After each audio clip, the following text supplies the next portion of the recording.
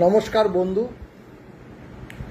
আজ ভিডিও করার আগে গতকাল নেপালে যে প্রাকৃতিক দুর্যোগের ফলে বহু মানুষের প্রাণ চলে গেছে এবং বহু মানুষ নিখোঁজ এবং অনেকেই আহত অবস্থায় হাসপাতালগুলোতে ভর্তি।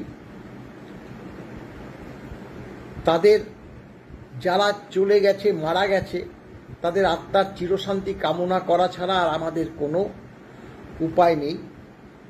এবং যারা আজও বেঁচে আছেন তাদের দ্রুত আরোগ্য কামনা করি আমাদের সংগঠনের তরফ থেকে।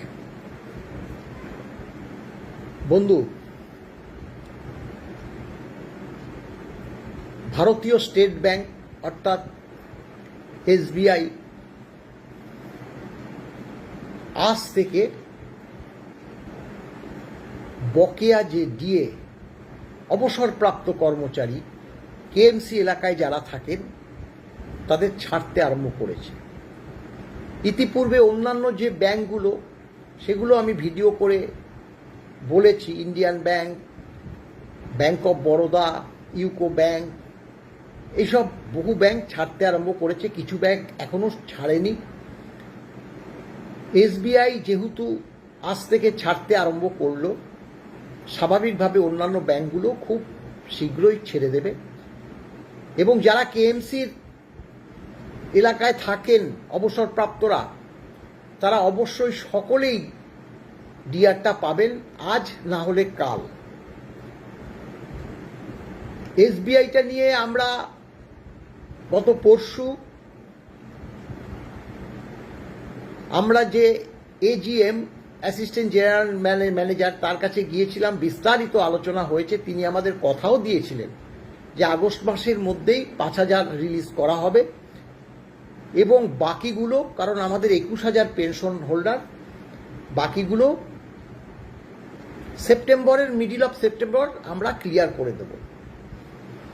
এখন কতগুলো বিষয় আছে, যেহেতু আমাদের কাছে ফোন করে অনেকেই জানতে চাইছেন, মলয়বাবু আমি কিন্তু অনেক কম পেয়েছি, মলয়বাবু আমার সঙ্গে রিটায়ার করেছে উনি বেশি পেয়েছে আমি কম পেয়েছি।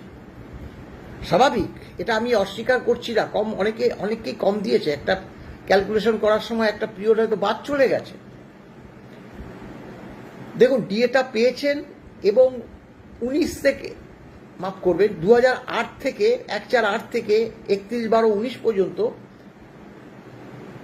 সরকার যে ডিএ দিতে বাধ্য হয়েছে সর্বোচ্চ আদালতের নির্দেশ মোতাবেক, সেটা আজকে পরিষ্কার যে আমরা ডিএ মামলা করেছি এবং সরকারি কর্মচারী, অবসরপ্রাপ্ত কর্মচারীদের হাতে সেই ডিএ এখন এসে পৌঁছাচ্ছে।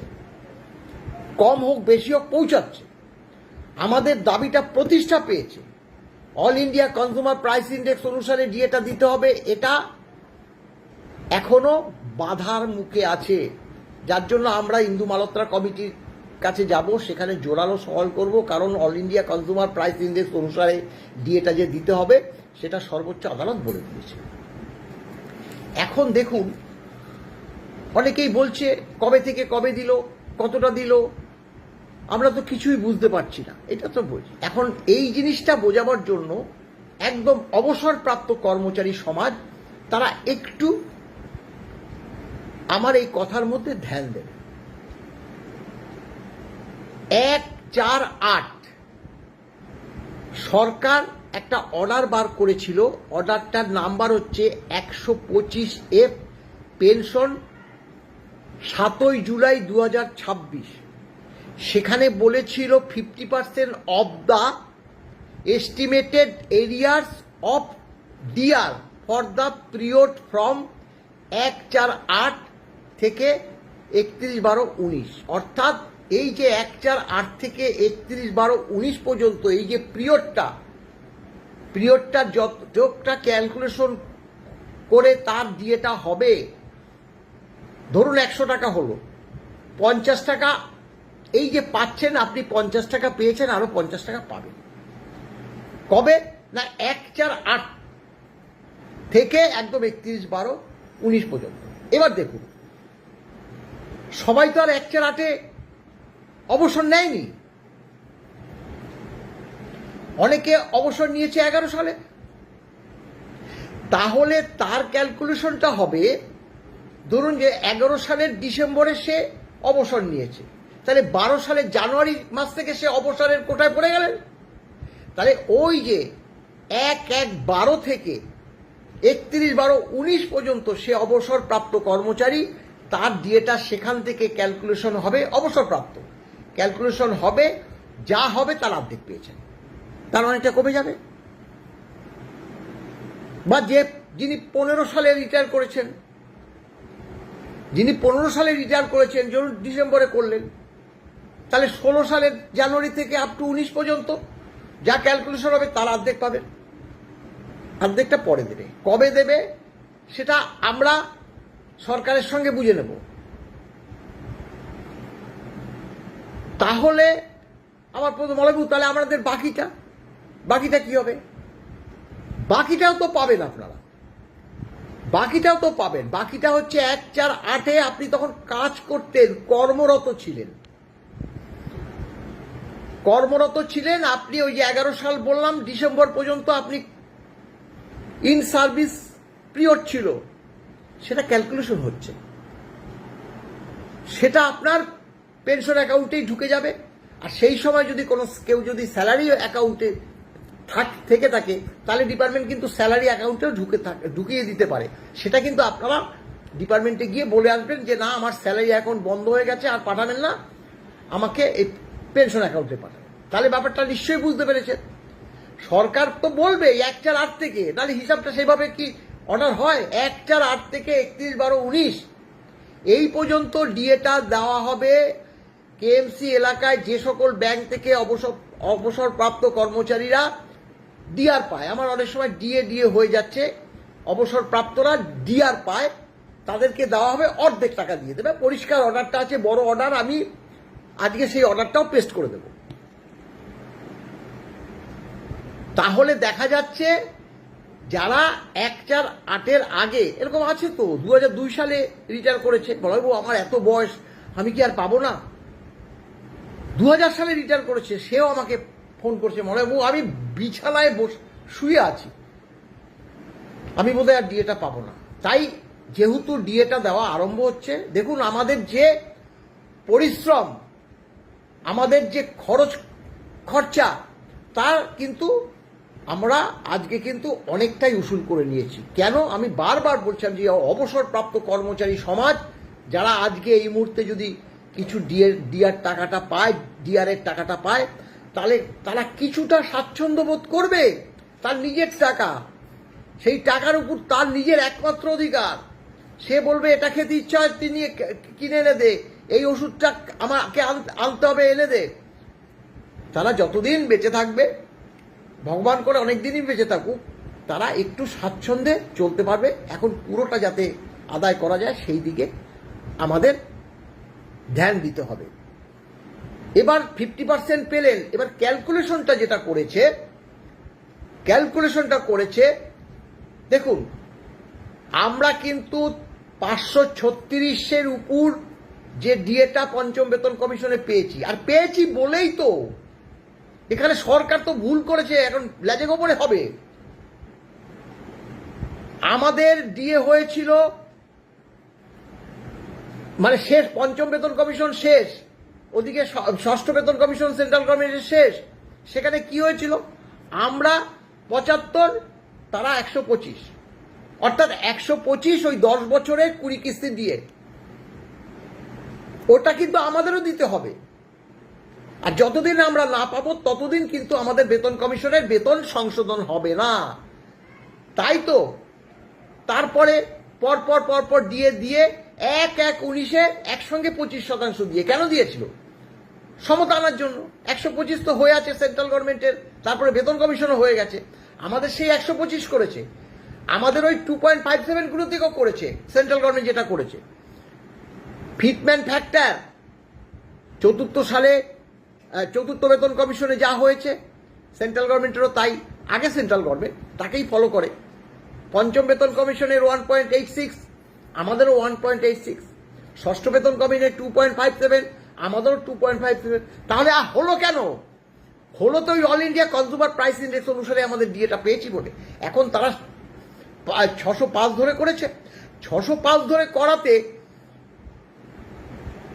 কি হয়েছে, প্রথম দিকে পঞ্চম বেতন কমিশনের ডিএটা কম ছিল, দেখবেন 2, তারপরে তার সঙ্গে 4 যোগ করে 6, 6-এর সঙ্গে 3 যোগ করে 9, 9-এর সঙ্গে 3 যোগ করে 12, এই 12% ডিএ ক্যালকুলেশন করে বামফ্রন্ট সরকার 3টে ইনস্টলমেন্টে আমাদের দিয়ে দিয়েছিল। একটা সময় তারা চলে গেছিল, তৃণমূল কংগ্রেস দিয়েছিল, ছেড়ে দিন। তাহলে প্রথম দিকে ডিএগুলো কম ছিল। 605 ধরে ক্যালকুলেশন করতে যাওয়ার ফলে ওই 1-6-8 থেকে আপ টু ডিসেম্বর 11 পর্যন্ত ডিএ মাইনাস হয়ে গেছে। আমরা অ্যাডিশনাল চিফ সেক্রেটারি ফিনান্স, তার কাছে রেপুটেশন দিয়েছি, তাকে ওই চার্ট নিয়ে গেছে, আমাদের কাছে চার্ট আছে, আমি সব দেব, কিভাবে ক্যালকুলেশন করেছে, কিভাবে শূন্য আসলো, কিভাবে মাইনাস আসলো, সব তুলে দেবো, আপনারা নিজেরাই ক্যালকুলেশন করতে পারবেন। আমরা বলেছি দেখুন মাননীয় অর্থ সচিব, আপনি দেখুন এখানে মাইনাস হয়ে গেছে, আপনি ভাবুন, বলছি আমি, আপনি ভাবুন ডিএটা আমাদের দিয়েছে, আমরা এনজয় করেছি, সেই ডিএ কেটে নিয়েছেন আপনারা। এটা হতে পারে কোনো সময়, এটা বলার আমরা সুযোগ পেলাম না। আমাদের দুর্ভাগ্য 18 এবং 19 তারিখ পর দুটো শুনানি আমরা কিছু বলতে পারলাম না, কারণ মাননীয় জাজদ্বয় আর কিছু শুনতে চাইল না, পুরোটা দায়িত্ব দিয়ে দিল ইন্দু মালহোত্রা কমিটির কাছে।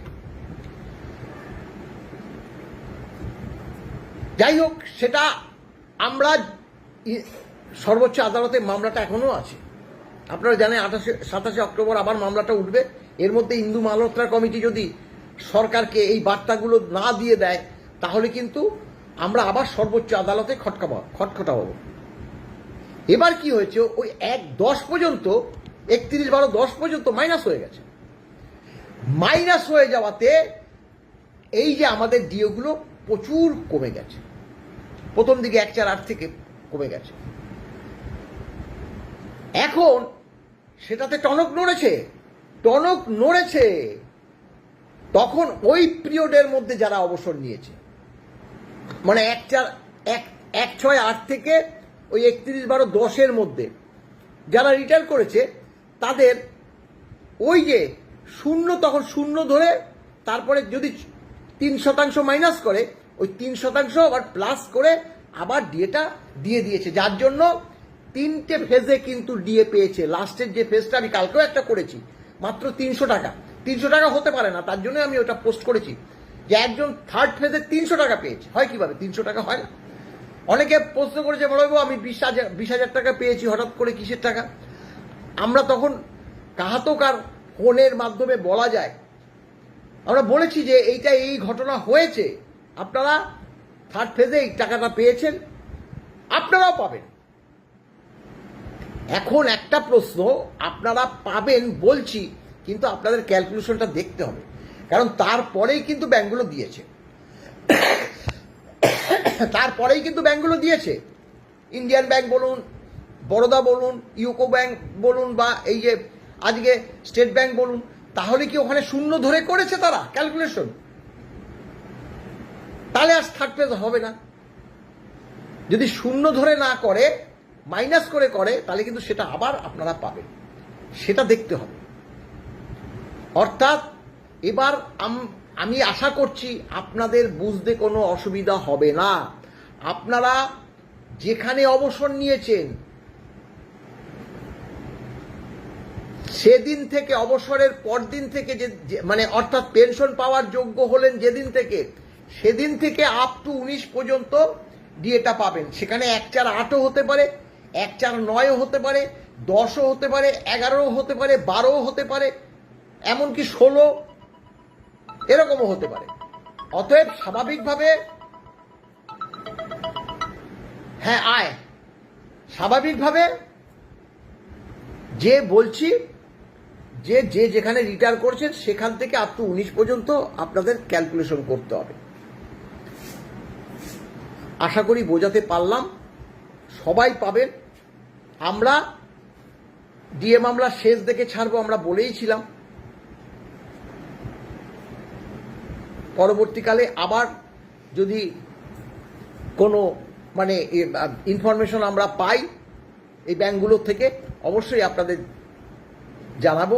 ভালো থাকবেন, নমস্কার।